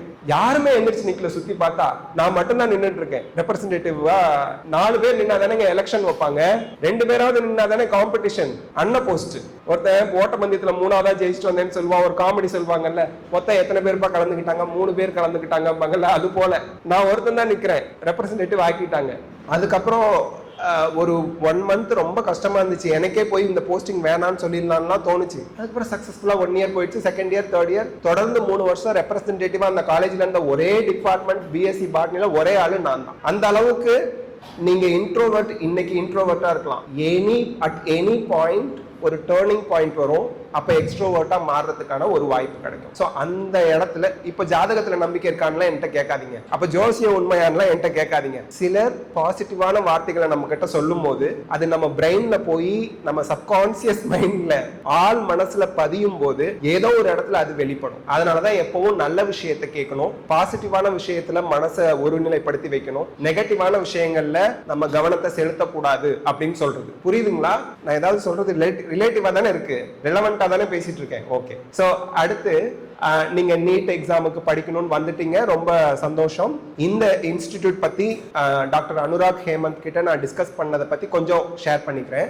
தமிழ்நாட்டுல this is the first time, தமிழ்நாட்டுல இதுதான் முதல் தடவை பேனல் ஆஃப் டாக்டர்ஸ், அதாவது ஒரு குரூப் ஆஃப் டாக்டர்ஸ் சேர்ந்து ஒரு கோச்சிங் இன்ஸ்டிடியூட் நீட்டுக்காக ஆரம்பிக்கிறது. This is the first time. Maybe other ஸ்டேட்ல இருந்திருக்கலாம், தமிழ்நாட்டுல முதல் முறையா panel of doctors NEET coaching institute ஆரம்பிச்சிருக்காங்க, ஜைலஸ் நீட் கோச்சிங் சென்டர். என்ன பொறுத்த வரைக்கும் உங்களுக்கு சரியா கைடன்ஸ் பண்றதுக்கு டாக்டர்ஸை விட பர்ஃபெக்டான ஆள் வேற யாரும் இருக்க மாட்டாங்க. அப்கோர்ஸ் உங்களுக்கு பாடம் நடத்துறதுக்கு, பிசிக்ஸ் நடத்துறதுக்கு டீச்சர்ஸ் வேணும், கெமிஸ்ட்ரி நடத்துறதுக்கு டீச்சர்ஸ் வேணும், பயாலஜி நடத்துறதுக்கு டீச்சர்ஸ் வேணும். பட் உங்களை சரியான வழியில வழி நடத்தி கொண்டு போறதுக்கு டாக்டர்ஸ் இருந்தாங்கன்னா அது பர்ஃபெக்டா இருக்கும். இந்த இன்ஸ்டிடியூட்ல கரஸ்பாண்டன்ட்ல இருந்து, டைரக்டர்ஸ்ல இருந்து பேனல் ஆஃப் டாக்டர்ஸ் இருக்கிறதுனால அவங்க எல்லாருமே நீட் எக்ஸாம் எழுதி MBBS முடிச்சு டாக்டர்ஸ் ஆயிருக்கிறதுனால உங்களுக்கு சரியா வழி நடத்துவாங்க அப்படிங்கறத உத்தரவாதமா இங்க சொல்ல முடியும். அடுத்து காம்படிட்டிவ் எக்ஸாம்ல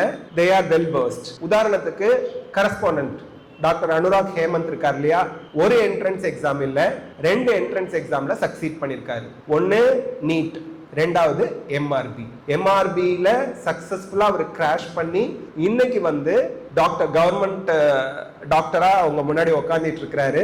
அப்போ உங்களுக்கு காம்படிட்டிவ் எக்ஸாமினேஷனுக்கு ப்ரிப்பரேஷன் பண்றதுக்கு சரியான வழி நடத்தக்கூடிய ஒரு கரஸ்பாண்டன்ட் இந்த இன்ஸ்டிடியூட்ல இருக்கிறாரு அப்படிங்கிறது ஒரு பாசிட்டிவான ஒரு விஷயம். ரெண்டாவது, நான் விசாரிச்சு தெரிஞ்சுக்கிட்டதுல ஹைதராபாத், கர்நாடகா, தமிழ்நாடு இந்த 3 ஸ்டேட்ல இருந்தும் உங்களுக்கு பாடம் நடத்துற டீச்சர்ஸ் வந்து ரெப்ரசென்ட் பண்ண போறாங்க.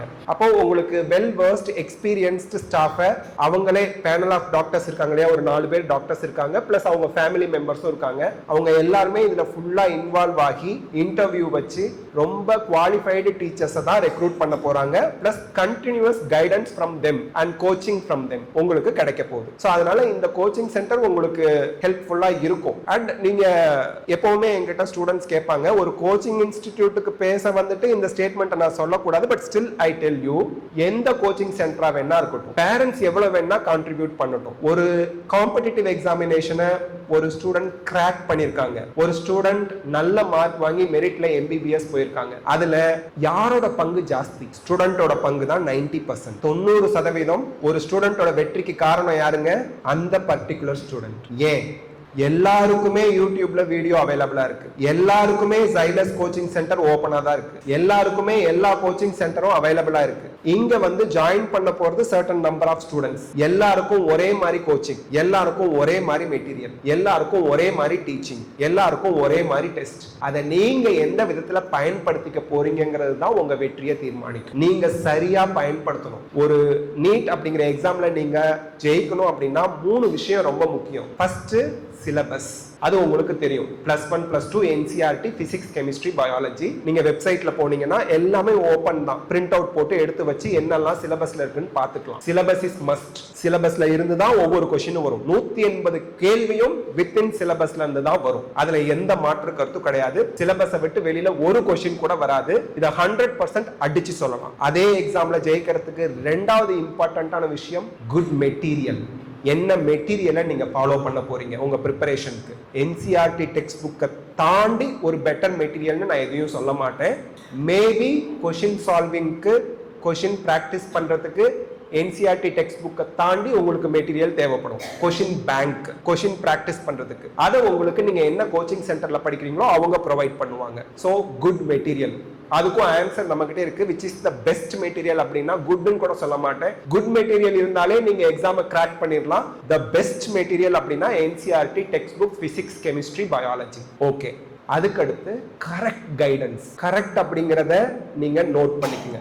சரியான கைடன்ஸ் இருக்கணும். அதுக்கு தான் உங்களுக்கு கோச்சிங் இன்ஸ்டிடியூட் பேருதவியா இருப்பாங்க. மீதி இருக்க 10%, 90% உங்களோட எஃபர்ட், மீதி இருக்க 10% நான் சொன்னேன் இல்லையா, அந்த 10% கான்ட்ரிபியூஷன் உங்களுக்கு எங்க இருந்து வரும்னா பேரண்ட்ஸ் அண்ட் கோச்சிங் இன்ஸ்டிடியூட். சரியான கோச்சிங் இன்ஸ்டிடியூட், அந்த கோச்சிங் இன்ஸ்டிடியூட்ல சரியான வகையில உங்களை வழி நடத்தி கொண்டு போறாங்க அப்படிங்கிறதுல உங்களோட ஃபியூச்சர் நல்ல விதமா பிரைட்ஃபுல்லா இருக்கும். இதெல்லாம் நீங்க நோட் பண்ணிக்கணும். ஸோ இந்த 3 விஷயம் கரெக்டா நீங்க ஃபாலோ பண்ணீங்கன்னா நீங்க எந்த எக்ஸாமுக்காக ப்ரிப்பேர் பண்றீங்க, நீட் எக்ஸாமுக்கு ப்ரிப்பேர் பண்ணீங்கன்னா நீட்டா கிராக் பண்ணிடுவீங்க. அடுத்து இம்பார்ட்டண்டா ஒரு விஷயம், MBBS வர்த்தா. இது எல்லா பேரண்ட்ஸுக்குமே இருக்கும். ஒரு 5 இயர்ஸ்க்கு முன்னாடி இருந்ததை விட இப்போ எல்லார் மனசுலயும் இருக்கக்கூடிய ஒரு கேள்வி, MBBS வர்த்தா? MBBS படிக்கலாமா? 5.5 இயர்ஸ் கோர்ஸ், ஒரு லாங் டியூரேஷன் இருக்கக்கூடிய ஒரு ப்ரொஃபஷனல் கோர்ஸ். ஒயிட் கோட் போட்டுக்கிறோம், எல்லாம் ஓகே தான், ஸ்டெத்தஸ்கோப் மாட்டிக்கிறோம். இப்போ எல்லாம் என்ன அந்த ஸ்க்ரப்னு சொல்லி போட்டுக்கிறாங்கல்ல, அதோட ஃபேஷனா இருக்கு. ஸ்க்ரப் தெரியும்ல, ப்ளூ கலர் கிரீன் கலர்லாம் ஒவ்வொரு காலேஜுக்கும் கலர் மாறும். ஒன்றும் இல்லை, காலர் இல்லாத சட்டை நைட் பேண்ட் மாதிரி கொஞ்சம் சிம்பிளாக பேண்ட், அவ்வளோதான், அதுதான் ஸ்க்ரப் அப்படிம்பாங்க. அது ஈஸியாக இருக்கும் அவங்களுக்கு அக்சஸ் பண்ணுறதுக்கு மெடிசினில். ஓகே, இப்போ எம்பிபிஎஸ் ஒர்த்தா இல்லையா அந்த கேள்விக்கான ஆன்சர் நான் சொல்லிடுறேன். எந்த படிப்பாக இருந்தாலும் நீங்க நல்லா படிச்சு அதுல இருக்கக்கூடிய கான்செப்டை நல்லா புரிஞ்சுக்கிட்டு அதுல என்ன பாடம் நடத்துறாங்க, எக்ஸ்பெரிமெண்டலா என்ன தெரிஞ்சுக்கணும், பிராக்டிக்கலா என்ன தெரிஞ்சுக்கணும், தியரிட்டிக்கலா என்ன தெரிஞ்சுக்கணும், ஒவ்வொரு எக்ஸாமுக்கும் ப்ராப்பரா ப்ரிப்பேர் பண்ணி அந்த எக்ஸாம்ல நல்லா பெர்ஃபார்ம் பண்ணி நல்ல ஸ்கோர் வாங்கி உங்களோட டேலண்ட்டை நீங்க வளர்த்துக்கிட்டீங்கன்னா எல்லா படிப்புமே நல்ல படிப்பு தாங்க. எந்த ஒரு படிப்புக்குமே ஸ்கோப் இல்லை அப்படிங்கிறது கிடையாது. அதுல எம்பிபிஎஸ்க்கு என்ன ஸ்பெஷல் அப்படின்னா, you are going to treat people, உயிருள்ள மனிதர்களோட நீங்க ஒர்க் பண்ண போறீங்க. இன்ஜினியரிங்னா மெஷின்ஸ் அப்புறம் கம்ப்யூட்டர்ஸ் அதோட அவங்க ஒர்க் பண்ணிட்டு இருப்பாங்க. மெஷின் வீணா போயிட்டா பிரச்சனை இல்லை, ஏதோ தப்பா பண்ணிட்டாங்க, உங்க இன்ஜினியர் கோளாரா போயிடுச்சுங்க, அது அவ்வளவுதாங்க, புது இன்ஜின் மாட்டுங்கன்ட்டு போயிடலாம். மனுஷங்களுக்கு அப்படி சொல்ல முடியாதுங்க. ஒரு நரம்பை கட் பண்ணி விட்டீங்க, ஒரு வெயின் அந்த பிளட் வெசலை கட் பண்ணி விட்டீங்கன்னா அது கோளாரா போச்சுங்க, வேற வெசல் வாங்கிட்டாங்க பொறுத்தலான்னு சொல்ல முடியுமா? முடியாது. So you have to be very careful. அப்படி இருக்கும்போது எம்பிபிஎஸ்ங்கிறது ஒரு ஸ்பெஷலான ஒரு கோர்ஸ். பிகாஸ் நீங்கள் வந்து பீப்புளோட டைரக்டாக கான்டாக்டில் இருக்க போறீங்க, அவங்களுக்குரிய டிசீஸை ட்ரீட் பண்ண போறீங்க, இமோஷனலி ஒரு அட்டாச்சாக இருப்பீங்க பேஷண்ட்ஸோட. அவங்க கிட்ட போய் சாக போகிற டயத்தில் கூட நீங்கள் என்னதான் சொல்லணும், நீ செத்துருவன்னு சொல்லக்கூடாது, பார்க்கலாம் கடவுள் ஏதாவது கடவுள் தான் இனிமே அப்படின்ட்டு தான் போவாங்களே ஒழிய நெகட்டிவாக டாக்டர் பேச மாட்டாங்க. Doctors always speak positively. And சில சமயம் உண்மையாலுமே அதிசயம் தான், இட்ஸ் எ மெடிக்கல் மிராக்கிள், நிறைய நடக்கும், மெடிக்கல் மிராக்கிள் நிறைய நடக்கும். அது உங்க கை மூலியமா நடந்துருச்சுன்னு வச்சுக்கோங்களேன், நீங்க தான் கடவுள், அந்த மாதிரியான ஒரு கோர்ஸ். ஸோ அப்படி இருக்கும்போது நீங்க உதவி மனப்பான்மையோட பிளஸ் சர்வீஸ் மைண்ட்னு சொல்லுவாங்கல்ல, அதோட நீங்க வந்து எம்பிபிஎஸ் ஆகணும், டாக்டர் ஆகணும் முழு விருப்பத்தோட படிச்சீங்கன்னா 100% வித்தவுட் டவுட் வர்த்தியான கோர்ஸ் எம்பிபிஎஸ். அண்ட் கைராசியான டாக்டர்னு பேர் வாங்குறது எப்படி, உங்களோட எக்ஸ்பீரியன்ஸ்ல தான். அது நீங்க டாக்டர் ஆனதுக்கு அப்புறம் எவ்வளவு எக்ஸ்பீரியன்ஸ்டா இருக்கீங்க, எந்த அளவுக்கு கரெக்டா, ஒன்றும் இல்லைங்க, ஒரு சக்சஸ்ஃபுல் டாக்டருக்கும் சக்சஸ் இல்லாத அவர்கிட்ட போனா நோயே குணமாவாது அப்படிங்கிறதுக்கும் ரெண்டு விஷயம் தான். விஷயம் நம்பர் 1, ஸ்பெண்ட் ஒரு 5 minutes extra with the patient, அவ்வளவுதான். ரெண்டு பேருக்கு உள்ள வித்தியாசம். Doctor A, doctor B. Doctor A is more successful, doctor B is இவர் அளவுக்கு சக்சஸ்ஃபுல் கிடையாது. பீப்புளோட மைண்ட்ல எல்லாம் என்ன சொல்றாங்க, பீப்புளோட வேர்ட்ஸ் எப்படி இருக்குன்னா, டாக்டர் ஏ அவர்கிட்ட போனா சூப்பர்ப்பா, நல்ல குணமாயிடுது, போனா அவர்கிட்ட தான் போகணும், எவ்வளவு கும்பல் இருந்தாலும் வெயிட் பண்ணி பார்த்துட்டு வரலாம். டாக்டர் பி ஐயோ அங்க வேண்டாம், போன உடனே பார்த்து வரலன்னா கூட இல்ல சரியாகாது. ரெண்டு வித்தியாசம். ஒன்னு, டாக்டர் ஏ ஒரு 5 minutes எக்ஸ்ட்ராவா கேர் எடுத்து பேஷண்ட்ஸ் கிட்ட பேசி, ஒன்றும் இல்லை சரியா போயிடும், இந்த மாத்திரையை சாப்பிடுங்க, சைட் எஃபெக்ட்லாம் ஒன்றும் வராது, வரும் ஆனா வராது. புரியுதா உங்களுக்கு? எங்க ஒரு டாக்டர் சொன்னாருங்க, அவர் பெரிய எக்ஸ்பர்ட், டாப் 10 கார்டியாலஜிஸ்ட் இந்தியாவிலே. அவர்கிட்ட ஒரு பேஷண்ட் கேட்டாராம், சார் ப்ரெஷருக்கு மாத்திரை கொடுத்துருக்கீங்க, ப்ரெஷர் இருக்கு மாத்திரை கொடுத்துருக்காரு, பார்த்தா தெரியுது 120 இருக்கிறது பதிலாக 150க்கு மேலேயே எப்பவுமே காட்டுது, அப்போ நீங்க ப்ரெஷருக்கு டேப்லெட் எடுத்துங்க, இல்லைன்னா கிட்னி அஃபெக்ட் ஆகும், ஹார்ட் ப்ராப்ளம் வரும், அந்த கரோனரி ஆர்டரி டிசீஸ்லாம் வரும், அப்படி இப்படின்னு சொல்லிட்டு இந்த ப்ரெஷருக்கு இந்த எம்ஜி டேப்லெட் எடுத்துக்கங்க அப்படின்னு சொல்லி எழுதி கொடுக்குறாரு. பிளஸ் சம் அதர் டேப்லெட்டும் கொடுக்குறாங்க. He needs that tablet. அந்த டேப்லெட் அவருக்கு கம்பல்சரி வேணும், ஆரோக்கியமா ஃபீல் பண்ணணும் அப்படின்னா, நார்மலா இருக்கணும்னா. அப்ப அந்த பேஷண்ட் அந்த டாக்டரை பார்த்து கேட்டிருக்காரு, டாக்டர் இந்த மாத்திரை நான் சாப்பிட்றேன் டெய்லி, நீங்க சொன்ன மாதிரி சைடு எஃபெக்ட் ஏதாவது வருமா? அந்த டாக்டருக்கு உள்ள வலி, மனசு பொறுக்கல. அப்ப அவர் சொன்னாராம், கொக்கோ கோலா குடிக்கும் போது அதுல எவ்வளவு கெமிக்கல்ஸ் இருக்குன்னு தெரியும், பீஸா சாப்பிடும் போது அதுல எவ்வளவு ஃபேட் பேட் கொலஸ்ட்ரால் இருக்குன்னு தெரியும், கடையில போய் வடை சட்னி கிறிஸ்பியா எடுத்து சாப்பிட்டா சூப்பரா இருந்துச்சா, அதுல எவ்வளவு ஆயில் இருக்குன்னு தெரியும், அது சுட்ட எண்ணெயிலே சுட்டு வச்சிருப்பான். இந்த மாதிரி நொறுக்கு தீனி எல்லாம் திங்கும் போது சைடு எஃபெக்ட் இருக்குமான்னு கேட்கல. இந்த தீனி எல்லாம் தின்னதுனால பிரஷர் பேஷண்டா என்கிட்ட வந்திருக்கிற நீ, இதுக்கு நான் மாத்திரை கொடுத்தா இந்த மாத்திரைக்கு சைடு எஃபெக்ட் இருக்குமான்னு கேட்கிறியே என்கிட்ட, நீ அந்த நேரத்துல இந்த பூரி திங்கிறனே, வடை திங்கிறனே, daily pizza burger, super processed ultra processed ஃபுட்னு சொல்லுவாங்க, வறுத்ததை திருப்பி வறுத்து 10 தடவை வறுத்து கொடுப்பான், அதுல இருக்க தோலெல்லாம் எடுத்துருவான். லேஸ் சிப்ஸ் இருக்கு பாத்தீங்களா, அதெல்லாம் அல்ட்ரா ப்ராசஸ்ட் ஃபுட். அந்த அல்ட்ரா ப்ராசஸ்ட் ஃபுட் எல்லாம் ரொம்ப கெடுதல். அதெல்லாம் திங்கும் போது சைடு எஃபெக்ட் வருமான்னு கேட்கல. பிரச்சனை வந்துருச்சு, டாக்டர்கிட்ட வர பிரச்சனைக்கு நான் சொல்யூஷன் கொடுக்குறேன், அந்த சொல்யூஷனை பார்த்துட்டு இதுக்கு சைடு எஃபெக்ட் இருக்கான்னு கேட்கிறேன், உனக்கு மனசாட்சி இருக்கா? கண்டிப்பா இருக்கும் ஸ்லைட்டா. பட் பெரிய லெவல்ல இருக்காது. ப்ரெஷர் அப்படியே விட்டா ஆர்கன் ஃபெயிலியர் ஆயிடும். ப்ரெஷருக்கு டேப்லெட் எடுத்துட்டா கொஞ்சம் நல்லா இருக்கும். ஆர்கன் ஃபெயிலியர் ஆகாம நம்ம தடுத்துக்கலாம். இதுக்கு தான் டாக்டர் நமக்கு ஹெல்ப் பண்றாங்க. அவங்க கிட்ட போயிட்டு இப்படி அவங்க மனசு வருத்தப்படுற மாதிரிலாம் கேட்க கூடாது. And health is wealth. ஹெல்த்தியா நம்ம உடம்ப வச்சுக்கிறது நம்மளோட பொறுப்பு. ஸோ இதுதான் விஷயம். அடுத்துங்க கரெக்டா நான் திருப்பி சொல்லிடுறேன். கடைசியா ஸ்டடி, பிராக்டிஸ், அனலைஸ், SPA இந்த டெக்னிக்கை ஃபாலோ பண்ணுங்க. படிச்சுட்டு இருந்தா மட்டும் போதாது, படிச்சதை பிராக்டிஸ் பண்ணணும், பிராக்டிஸ் பண்ணதை அனலைஸ் பண்ணணும். SPA ஸ்பாட் டெக்னிக் என்னன்னா, ஒரு பையன் படிச்சுக்கிட்டே இருந்தான், எக்ஸாம் வந்துருச்சு, படிச்சுக்கிட்டே இருந்தான், எக்ஸாமுக்கு போய் அட்டன் பண்ணான், 720க்கு 30 மார்க் ஃபெயில்.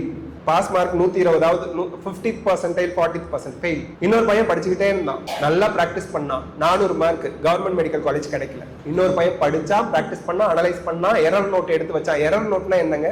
எரர் நோட் அப்படிங்கிறது ஒரு டெஸ்ட் எழுதுறீங்க.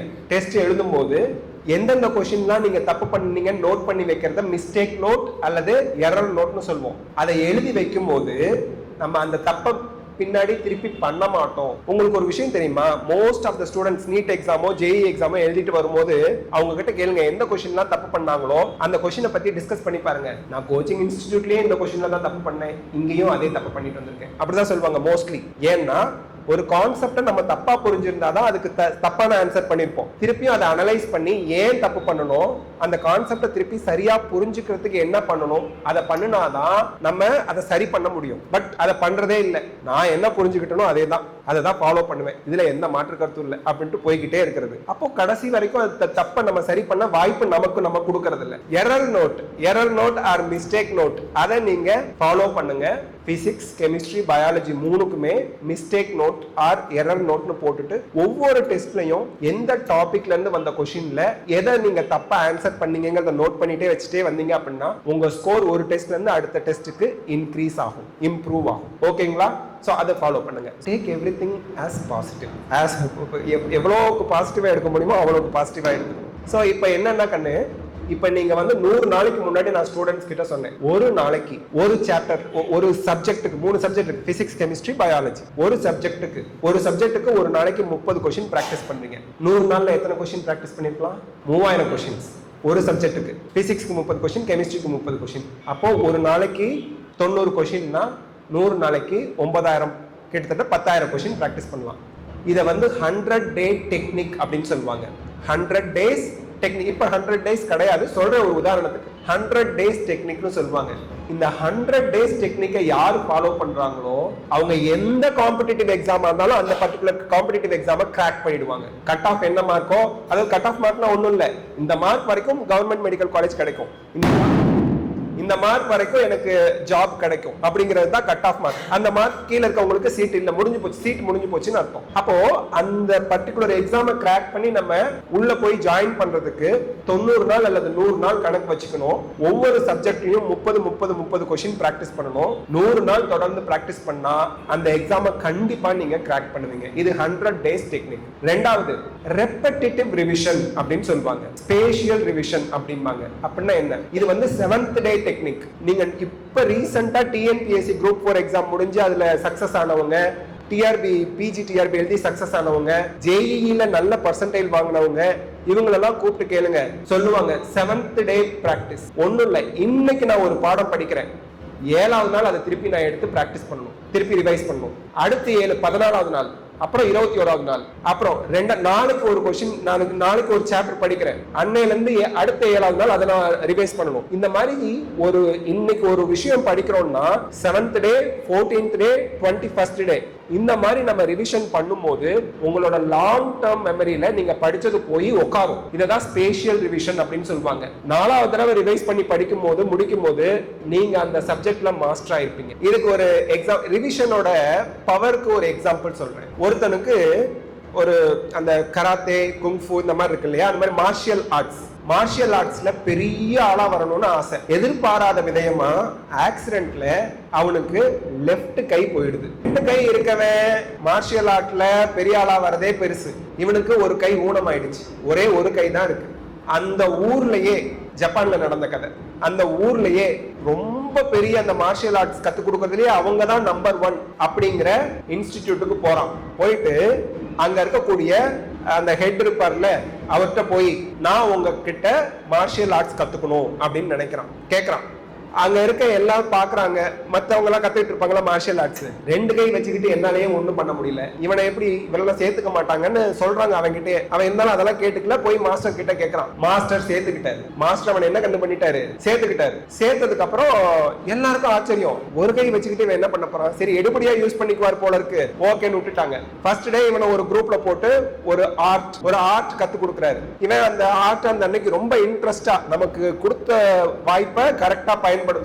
பிசிக்கலி சேலஞ்சு வேற இருந்தாலும் நம்ம மாஸ்டர் சேர்த்துக்கிட்டாரு அப்படின்னு அந்த ஒரு ஆர்ட்டை கத்துக்கிட்டான். ஒரு வாரம் அந்த ஒரு ஆர்ட் எல்லாரும் பிராக்டிஸ் பண்றாங்க. செகண்ட் வீக் இவனை தவிர மத்த எல்லாரையும் தனியா கூப்பிட்டு ப்ரமோட் பண்ணி செகண்ட் ஆர்ட் கத்து கொடுக்குறாரு. இவன் போய் நான் என்ன பண்ணட்டும், உனக்கு முதல்ல ஒரு ஆர்ட் கத்து கொடுத்தேன்ல அதை ரிப்பீட் பண்ணிட்டாரு.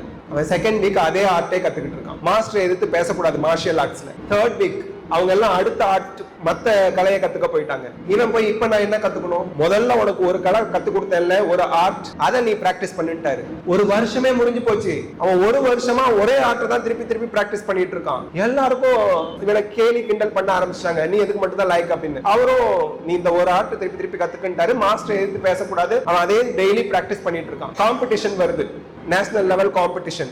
இவங்களோட இன்ஸ்டிடியூட்ல இருந்து இவங்க யாரையாவது ரெப்ரசென்ட் பண்ணணும். எல்லாரும் ஒருத்தனை முடிவு பண்ணி வச்சிருக்காங்க, இவன் தான் பயங்கரமான ஸ்ட்ராங்கான ஆளு, இவனை அனுப்புனா நம்ம இன்ஸ்டிடியூட்ல இருந்து போறவன் ஜெயிச்சிருவான், இவனை தான் அனுப்புவாரு சாரு மாஸ்டர் அப்படின்னு முடிவு பண்ணிட்டாங்க. ஆனா இவரு நாமினேட் பண்ணது யாருன்னா இந்த இடதுகை இல்லாம ஒரே ஒரு ஆர்ட் கத்துக்கிட்டு இருந்தால அவனை நாமினேட் பண்ணி அனுப்பிச்சிட்டாரு. எல்லாருக்கும் ஒரே ஆச்சரியம், இவன் என்னத்த பண்ண போறான் அப்படின்னு. இவனுக்கே ஆச்சரியங்க, நம்ம போய் என்னத்த பண்ண போறோம், நம்மளை செலக்ட் பண்ணி அனுப்பியிருக்கிறாரு இவரு அப்படின்ட்டு. சரி, ஃபர்ஸ்ட் ரவுண்ட் முடியுது, ஜெயிச்சிட்டான். செகண்ட் ரவுண்ட் முடியுது, ஜெயிச்சிட்டான். அரை இறுதி வரைக்கும் வந்துட்டான். அரை இறுதியில இவனை எதிர்த்து போட்டி போடுறான்ல அவன் பயங்கரமான ஸ்ட்ராங்கான ஆளு. அப்ப அந்த ரெஃப்ரி மாதிரி ஒருத்தர் இருப்பார்ல, அவர் இவங்க இன்ஸ்டிடியூட் மாஸ்டரை கூப்பிட்டு சொல்றாரு, இவனை வேண்டாம் நான் போட்டில இருந்து விலகிக்கிறேன்னு சொல்லி போயிடுங்க, இவன் உயிருக்கு ஆபத்து அப்படிங்கிறாரு. ஏன்னா அவங்கிட்ட போட்டி போட்டு ஜெயிக்க முடியாது அப்படின்னு. இல்ல அவன் விளையாடுவான் அப்படின்ட்டு போயிட்டாரு மாஸ்டர். இவனுக்கே பயம் தான், பதற்றம் தான். நம்ம மாஸ்டருக்கு நம்ம மேல நம்பிக்கை இருக்கு, அந்த சந்தோஷம் போதும், உயிரே போனாலும் போய் பார்ட்டிசிபேட் பண்றான். ரொம்ப போராடி அந்த போட்டியில ஜெயிச்சிடறான், அரையிறுதியில ஜெயிச்சிடறான். ரொம்ப போராடி ஜெயிச்சிட்டான். இப்போ ஃபைனல்ஸ்க்கு வந்துட்டான். இப்போ அந்த ரெஃப்ரி கூப்பிட்டு சொல்றாரு, ஃபைனல் வார்னிங், ஆல்ரெடி இவன் வீக் ஆயிட்டான், அடி எல்லாம் பட்டு, இதுக்கு மேல அடி தாங்குவான்னு சொல்ல முடியாது, கூட்டிட்டு போயிடுங்க அப்படிங்கிறாரு.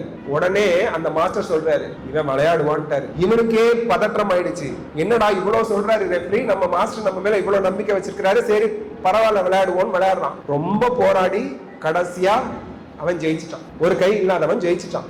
அவனுக்கு அழுக பீரிட்டு வருது. ஒரு கை இல்ல, நம்ம இவர்கிட்ட வந்து சேர்ந்தோம், இவரால இன்னைக்கு நம்ம இந்த போட்டியில ஜெயிச்சிருக்கோம், நம்மளோட கடவுள் இவருதான் அப்படின்னு அவர் காலில் போய் விழுந்து, நீங்க தான் என்னோட கடவுள், ஒரு கை இல்லாமே என்ன ஜெயிக்க வச்சிருக்கீங்களே அப்படின்னதும் அவர் கூலா சொன்னாரு, தம்பி எழுந்திரி, நான்லாம் கடவுள் இல்ல, நீ ஜெயிச்சதுக்கு 2 ரீசன் தான், 2 காரணம் தான். காரணம் நம்பர் 1, ஒரே ஒரு கலையை நீ ஒரு வருஷம் பிராக்டிஸ் பண்ண பாத்தியா, அந்த கலையில நீ தான் உலகத்திலேயே மாஸ்டர். ஏன்னா ஒரு வருஷம் அந்த கலையை யாராவது தொடர்ந்து பிராக்டிஸ் பண்ணிருப்பாங்களா, பண்ணிருக்க மாட்டாங்க. சோ அளவுக்கு அந்த ஒரு கலை, அந்த ஒரு art, you are the king in that art. என்னை விட பெரிய ஆள் அந்த ஒரு ஆர்ட்ல நீ. ஏன்னா ஒரு வருஷமா நீ பிராக்டிஸ் பண்ணிருக்க, யாருமே ஒரு வருஷம் அதை பிராக்டிஸ் பண்ணிருக்க மாட்டாங்க. ரெண்டாவது, நீ அந்த கலையை எப்பெல்லாம் பிரயோகப்படுத்துறியோ, நீ அந்த ஒரு வருஷமா கத்துக்கிட்டு இல்ல, அந்த கலையை பிரயோகப்படுத்தும் போது உன்னோட ஆப்பனன்ட் உன்னை தடுக்கணும்னா ரூல்ஸ் படி உன்னோட இடது கையை குடிச்சு மட்டும்தான் தடுக்கணும், உனக்கு இடது கையே கிடையாது. அப்ப அவனால என்ன பண்ண முடியாது, தடுக்கவே முடியாது. அப்ப நீ பாயிண்ட்ஸ் எடுத்துருவ. ஒருவேளை தடுத்தா என்ன ஆகும், பெனால்டி, மைனஸ் பாயிண்ட் அவனுக்கு வந்துடும், ஆல்ரெடி எடுத்த பாயிண்ட் அவனுக்கு போயிடும். இந்த 2 காரணத்தினாலதான் நீ ஜெயிச்சப்பா. அப்போ நம்ம கிட்ட டிஃபெக்ட் இருக்கும், என்கிட்ட இருக்கு, நம்ம ஒவ்வொருத்தர்கிட்டையும் ப்ராப்ளம் இருக்கும், குறைபாடுகள் இருக்கும். The perfect man, the perfect woman உலகத்துல யாருமே கிடையாது. ஏதாவது ஒரு சின்ன ப்ராப்ளம் நம்ம உடல் நலத்திலேயோ மனநலத்திலேயோ ஏதாவது ஒரு விஷயத்துல எல்லாருக்குமே பிரச்சனை இருக்கு. பிரச்சனை இல்லாத மனிதர்கள் உலகத்துல கிடையவே கிடையாது. பட் அந்த பிரச்சனையை கூட நம்ம வாய்ப்பா மாத்திக்கலாம். அதை எக்ஸ்பிளைன் பண்றதுதான் இந்த ஒரு விஷயம். ஒரு இடதுகை இல்லாததையே அவன் வாய்ப்பா பயன்படுத்தி நேஷனல் சாம்பியன் ஆயிட்டான். சோ அது போல நம்ம கிட்ட என்ன ப்ராப்ளம், அதை நம்ம எப்படி வாய்ப்பா மாத்திக்கிறதுங்கிறத தெரிஞ்சுக்கிட்டோம் அப்படின்னா கண்டிப்பா லைஃப்ல நம்ம சக்சஸ்ஃபுல் பர்சனா வருவோம். சோ நீங்க எல்லாரும் கண்டிப்பா ஜெயிப்பீங்கிறதுக்கு இந்த வெடிக்கிறாங்க பாருங்க, அதுவே ஒரு சாட்சி. எல்லாருமே கண்டிப்பா நல்லா படிப்பீங்க, ஒரு உத்வேகத்தோட இருங்க, பாசிட்டிவ் மைண்ட் செட்டோட இருங்க. ஹெல்த் இஸ் வெல்த், அது ரொம்ப முக்கியம். ஒரு நாளைக்கு மினிமம் 3 லிட்டர்ஸ், நான் டீச்சர் தான், டாக்டர் கிடையாது, டயட்டிஷியன் கிடையாது, பட் ஸ்டில் நியூட்ரிஷனிஸ்ட் அந்த மாதிரிலாம் கிடையாது, பட் ஸ்டில் சில பேசிக்கான விஷயங்களை ஃபாலோ பண்ணுங்க. சன்லைட்டுக்கு எக்ஸ்போஸ் ஆகுங்க, ஒரு நாளைக்கு 1 hour ஆகுது இல்ல ½ an hour ஆகுது. அதுக்கப்புறம் தண்ணி நிறைய, ஒரு நாளைக்கு மினிமம் 3 லிட்டராவது குடிங்க. ஆரோக்கியமான உணவை சாப்பிடுங்க, அல்ட்ரா ப்ராசஸ்டு ஃபுட் எல்லாம் அவாய்ட் பண்ணுங்க. வீட்டுல சமைச்ச ஃபுட்டை சாப்பிடுங்க. சிம்பிளா சொல்லணும்னா வீட்டுல அம்மா கையால சமைச்சு சாப்பிடுற உணவு தான் அமிர்தம் அப்படிங்கிறது 2 சமயத்துல நமக்கு புரியும். எனக்கு புரிஞ்சுது.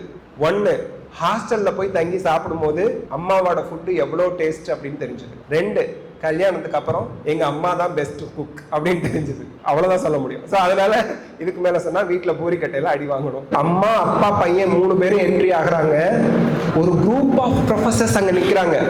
பிரின்சிபல் இருக்கிறாரு. எல்லாம் எழுந்திருச்சு நின்று இந்த பையனையும் அந்த பேரண்ட்ஸையும் வரவேற்கிறாங்க. வாங்க, இந்த காலேஜில் ஃபர்ஸ்ட் டைமாக 3 சப்ஜெக்ட்லையும் 200க்கு 200 வாங்கி ஜாயின் பண்ணுற மொதல் ஸ்டூடெண்ட் நீங்கள். ஃபிசிக்ஸ், கெமிஸ்ட்ரி, மேத்ஸ், இந்த 3லையுமே சென்டம் வாங்கிட்டு சீட் எடுத்துகிட்டு வந்திருக்கீங்க. உங்களுக்கு hostel fees, mess fees, college fees எதுவுமே கிடையாது. அண்ட் இவங்கெல்லாம் உங்களுக்கு பாடம் எடுக்க போட டீச்சர்ஸ். படிப்போட மகத்துவம் என்னன்னு உங்களுக்கு தெரியுதா? படிச்சா மதிப்பு, மரியாதை, பணம் எல்லாமே உங்களை தேடி வரும். ஏன் அப்படின்னா, ஏன் படிப்புக்கு மட்டும் அவ்வளோ ஸ்பெஷல்ப்பா? யார் ஒருத்தன் நல்லா படிக்கிறானோ அவன் டெடிகேட்டடா இருப்பான் அப்படின்னு அர்த்தம். யார் ஒருத்தர் நல்லா படிக்கிறாங்களோ அவங்க சாக்ரிஃபைஸ் பண்றாங்க. எதை? டிஸ்ட்ராக்ஷன்ஸை. அப்ப பண்ற ஒர்க்லயும் கான்சென்ட்ரேட்டட் ஃபோக்கஸ்டா இருப்பாங்க, டிஸ்ட்ராக்டடா இருக்க மாட்டாங்கன்னு அர்த்தம். யார் ஒருத்தர் நல்லா படிக்கிறாங்களோ அவங்களுக்கு விடாமுயற்சி நிறைய இருக்குன்னு அர்த்தம். எவ்வளவு பெரிய டாப்பரா இருந்தாலும் இடையில ஒரு எக்ஸாம்ல மார்க் போயிடும், பட் ஸ்டில் அவங்க கம்பேக் கொடுக்குறாங்க. அப்ப விடாமுயற்சி அவங்களுக்கு இருக்குன்னு அர்த்தம். யார் ஒருத்தர் நல்லா படிச்சு டாப்பரா வந்திருக்காங்களோ அவங்களுக்கு தன்னம்பிக்கை ஜாஸ்தியா இருக்குன்னு அர்த்தம். நிறைய எவிடன்ஸ் நீங்க படிச்சீங்க அப்படின்னா உங்களோட பிஹேவியர், உங்களோட பாசிட்டிவான மைண்ட் செட் என்னங்கிறதுக்கு நிறைய விஷயங்கள் அடுக்கிக்கிட்டே போலாம். சோ இது எல்லாமே அந்த படிப்புக்கு பின்னாடி ஒளிஞ்சிருக்கு. நீங்க ஒரு நாளைக்கு 3 மணி நேரம் ரெகுலரா டிசிப்ளின்டா ஒழுக்கமான பையன் அர்த்தம். ஒவ்வொரு நாளும் நீங்க 3 மணி நேரம் 4 மணி நேரம் படிச்சாதான் அந்த மாதிரி நீங்க 200 அவனால வாங்கியிருக்க முடியும். அப்ப எவ்வளவு ஒழுக்கமான பையன் அப்படிங்கறத அது காட்டுது. அப்போ ஒழுக்கமானவன், தன்னம்பிக்கையானவன், விடாமுயற்சி இருக்கிறவன், இவ்வளோ நல்ல கேரக்டர்ஸை அந்த படிப்புங்கிற ஒரு விஷயம் நமக்குள்ள கொண்டு வந்துடும் நமக்கே தெரியாம. அதனாலதான் படிப்புக்கு சிறப்பு, படிப்புக்கு பெருமை ஜாஸ்தி, படிக்கிறவங்களுக்கும் பெருமை தானா வந்து சேரும். ஸோ இதெல்லாம் மைண்ட்ல வச்சுட்டு நீங்க நீட்டுக்கு படிக்கணும்னு வந்திருக்கீங்க, நல்லா படிங்க. கொஷின்ஸ் எல்லாம் நிறைய ப்ராக்டிஸ் பண்ணி பாருங்க. 45 டேஸ் உங்களுக்கு கோச்சிங்லயே சக்சஸ் பண்ண நிறைய ஸ்டூடெண்ட்ஸ் இருக்காங்க. யூ டோன்ட் பிலீவ் 2025ல 24 விட ஃப்ரெஷர்ஸ் அதிகமான எண்ணிக்கையில நீட்ல ஜாயின் பண்ணிருக்காங்க. எம்பிபிஎஸ் மெரிட் சீட் அப்படிங்கிறது அஃபிஷியல் டேட்டா. அதனால நீங்க ஃப்ரெஷரா இருந்தாலும் சரி, ரிப்பீட்டரா இருந்தாலும் சரி, ரிப்பீட்டரா இருந்தா ஆடட் அட்வான்டேஜ், ஃப்ரெஷரா இருந்தா பயப்படாதீங்க. போன வருஷம் 2024 விட அதிகமான ஃப்ரெஷர்ஸ் உள்ள என்ட்ரி கொடுத்திருக்காங்க எம்பிபிஎஸ் மெரிட்ல கவர்மெண்ட் மெடிக்கல் காலேஜ்ல. ரிப்பீட்டரா ஆடட் அட்வான்டேஜ். உங்களுக்கு இன்னும் நிறைய டைம் இருக்கு, அதை கரெக்டா பயன்படுத்தி எம்பிபிஎஸ்ல ஜாயின் பண்றதுக்கு என்னெல்லாம் நம்ம பண்ணணும் அப்படிங்கறத ஃபாலோ பண்ணுங்க. சோ வித் திஸ் எனக்கு டைம் முடிஞ்சிருச்சுன்னு நினைக்கிறேன். Okay, all the best, best of luck, God bless you. எங்க அம்மா சொல்வாங்க எப்பவுமே இந்த 3 டேர்ம் சொல்பா உங்க ஸ்டூடெண்ட்ஸ் கிட்ட. எங்க அம்மாவும் டீச்சர் தான், இவரும் டீச்சர்ஸ் ஃபேமிலில இருந்து தான் வந்திருக்காரு. சோ எங்க அம்மா சொல்றது all the best, best of luck, God bless you. நடந்தது, நடப்பது, நடக்க போகுது எல்லாம் நன்மைக்கே நினைச்சுக்கோங்க. அண்ட் ஒரு விஷயம், நமக்கு நடக்கக்கூடிய தீமைக்கும் நமக்கு நடக்கக்கூடிய நன்மைக்கும் நாமே பொறுப்பு. ரெஸ்பான்சிபிலிட்டி எப்போ ஒருத்தருக்கு வருதோ அதுதான் ரியல் மெச்சூரிட்டி. அடுத்தவங்களை குறை சொல்லாம, அடுத்தவங்களை கம்பேர் பண்ணாம, அடுத்தவங்க மேல பழிய தூக்கி போடாம, தீதும் நன்றும் பிறர் தர வாரா அப்படிங்கிறத நோட்டு முன்னாடி எழுதி வச்சுக்கோங்க. அப்பதான் யார் வம்பு தும்புக்கும் போக மாட்டோம். நம்ம உண்டு, நம்ம வேலை உண்டுன்னு இருப்போம். எப்ப நம்ம உண்டு, நம்ம வேலை உண்டுன்னு இருக்கோமோ அப்ப நம்மளோட சக்சஸ்க்கான ஜேர்னி ஸ்டார்ட் ஆகுது. ரியல் சக்சஸ்க்கான ஜேர்னி, நான் உண்டு, என் வேலை உண்டு, நான் யார் வம்பு தும்புக்கும் போக மாட்டேன், யாராவது என்கிட்ட வம்புக்கு வந்தாலும் விலகி போயிடுவேன் அல்லது விட்டு கொடுத்து போயிடுவேங்கிறவங்க தான் உலகத்துல மிகப்பெரிய சாதனையாளர்களா இன்னைக்கு வரைக்கும் இருக்காங்க. ஸோ நீங்களும் அந்த இடத்துக்கு போகணும்னா தீதும் நன்றும் பிறர் தர வாரா அப்படிங்கிறத நினைச்சுக்கோங்க. All the best, best of luck, God bless you. Thanks a lot. Thank you.